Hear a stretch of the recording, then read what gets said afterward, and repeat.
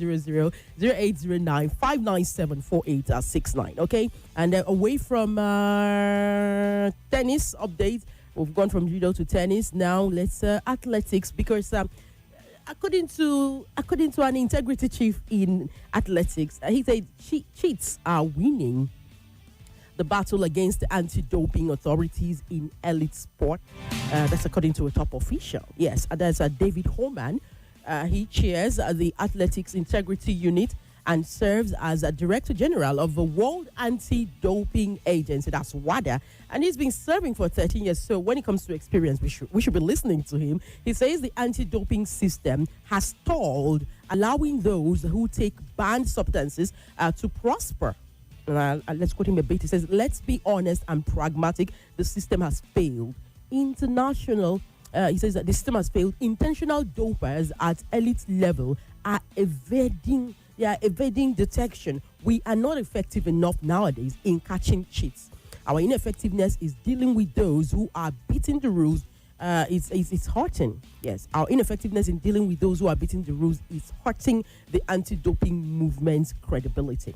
There's a former world 100 meters silver medalist Marvin Bracey Williams. He was banned for more than 3 years and a half last month after admitting doping offenses, while fellow American Ariana Knighton was banned for 4 years in September after testing positive for steroids, and more like that. So a lot of times this is it maybe after a race has gone down before they are caught, and then some of these races will have to revisit, and then maybe a medal is yanked off and awarded to another person. How about catching or finding out those things even before race propers and all of that? According to this athletics integrity unit chief David Holman, he says most of their measures are failing, and athletes are becoming too smart. Athletes in elite sport, they're beginning to evade some of these anti-doping measures that they're coming up with in athletics. It's a lot.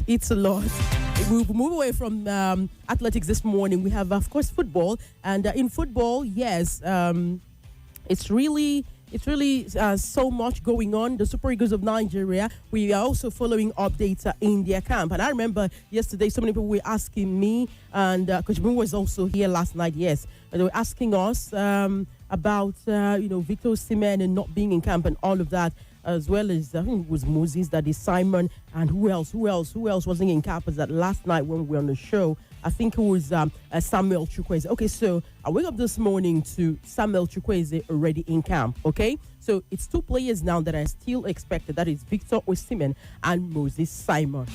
While the reason these 2 players are not yet in camp is not being made known, I know that sometimes the players have maybe personal things to handle, family issues to deal with. They are sometimes exempted, especially when the game yesterday was a friendly, was a test game.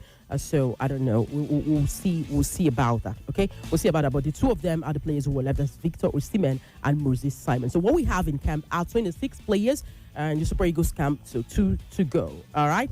And the test game between Nigeria and Egypt ended in a 2-1 win for the Pharaohs yesterday. And I know how Nigerians don't like losses at all. I was telling Coach yesterday, I'd really want for the Eagles to win this game, because if they do not win it, it does not set a proper tone for the AFCON. And just like I thought, the moment updates were on social media, people were already blasting and saying a lot of things.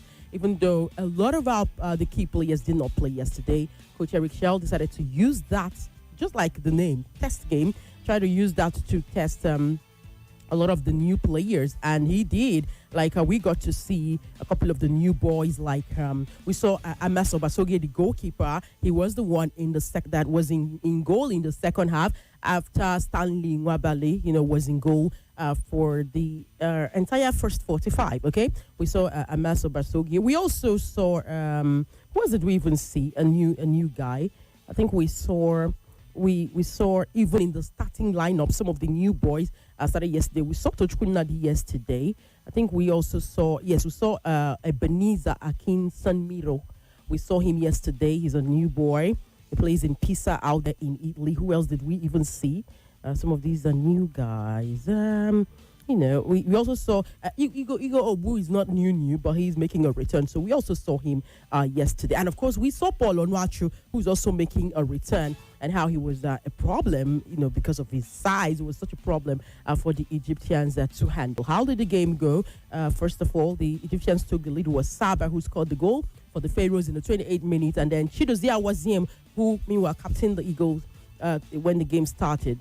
He equalized in 45th minutes. It was for 5 minutes plus 3 thereabout. And then in the second half, Mustafa Mohammed in the 53rd minute scored what would now turn out to be the winner for Egypt. Okay, so the coach got to experiment. The first half, it was a 3-5-2 formation, and then in the second half, it was a 4-4-2 formation. So just experimented around one or two things, and that's how the result eventually panned out. Okay. Still sticking with football. Yesterday there was a game between wasn't it Chelsea? Yes, Chelsea played yesterday. But funny enough, a lot of people I didn't even notice, but I know Chelsea fans, they would definitely notice. It was an EFL Cup game, wasn't it?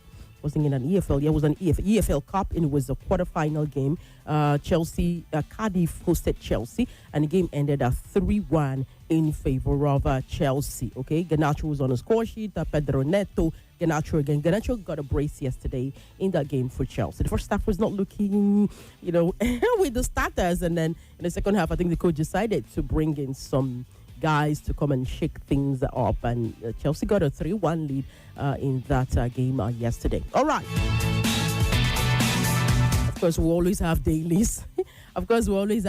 Yes. Okay, let's see. There are WhatsApp messages as well. If your country is going to play a test game, what exactly would you be looking out for? Okay, I have good morning, Kachi. I am Tony Botemidaya from Lambata in Kwali. My take on any friendly match is ball possession. I'll be looking out for ball possession and then the use of new players and tactics. I don't look at the final score. Okay, and he says the goalkeeper that replaced Nwabali is a calamity at the goalpost. Okay, so his name is Amaso Basogie. And I heard a lot of people talking about him yesterday. And now there's Atoibo Temidaya who says he's not comfortable with the goalkeeper. All right, thank you very much. Okay, hello, Kachi. I am all set to enjoy the forthcoming AFCON, whether the Super Eagles perform or not. I believe it will be a memorable fiesta. The first time VAR will be used. Uchenna Shamkonye from Apo. Uchenna, VAR was used in the last AFCON. Yes, VAR was used in the 2024 AFCON. There was VAR. I remember there was. In fact, if you don't remember anything, remember Nigeria versus South Africa. There was VAR. Okay. Yes. Okay. So let's get to Leadership newspaper. Back page of Leadership newspaper. They have Osimhen Basi Lukman, a lead nomination for prestigious Nigeria Pitch Awards. That's a Leadership newspaper. They also have AFCON. What late Stephen Kachi told me about corruption in team selection. This is coming through from John B. Mikel. John B. Mikel has been speaking up a lot in sports generally, and even when with issues that concerns Nigerian football. He's being very vocal about it, and I think fans are loving it. They feel if there's somebody that should be talking, he should be the one. He should speak some more. Okay, we also have headlines like why Arsenal will win the EPL title. This is from the legend Wayne Rooney. Wayne Rooney thinks Arsenal are still favourites to win the EPL title. Injured Pierre-Emerick Aubameyang to miss Gabon's first game at the AFCON. Yes, that's the latest. The Gabon camp, they're running around. You know what's his helter-skelter? That is it. They are not even having it. They don't want to hear it. So that's it. And then the Guardian newspaper this morning, back page, they have NFF petitions FIFA over DR Congo's alleged use of ineligible players at the playoff. Okay? Yes. In fact, yesterday we talked about that a lot on the Football Frenzy. So we'll see what happens in the coming days. But I always tell Nigerians, focus on your focus. Now is AFCON. Blueprints newspaper, back page, they have playoffs. DR Congo deceived FIFA in eligibility rule. This is say NFF playoffs. DR Congo deceived FIFA in eligibility rules. The coming weeks and months is going to be interesting. Osimhen, Lukman, Basi lead stars to the 2025 Nigeria Pitch Award nominees. AFCON, Osimhen, Moses, Chukwueze to team up with Eagles in Morocco. All right, so yes, but then, like I said, Chukwueze's touchdown.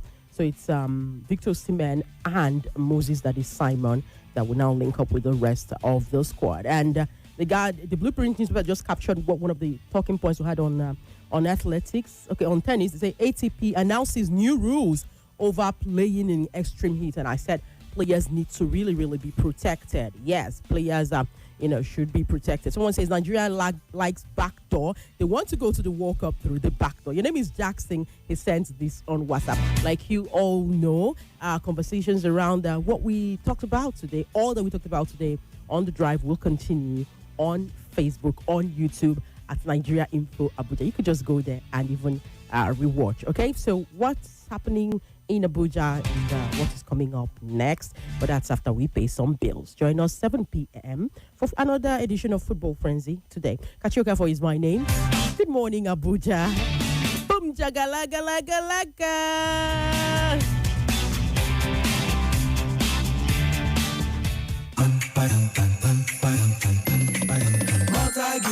Real moments, real season. Celebrate the joy, the reason. Real in every way this season. Multi-Guinness keeps on nourishing. Multi-Guinness is for the season. Multi-Guinness is for the season. Enjoy the taste of goodness this season with Multi-Guinness. Real taste, real moments, real in every way. Multi-Guinness is for the season.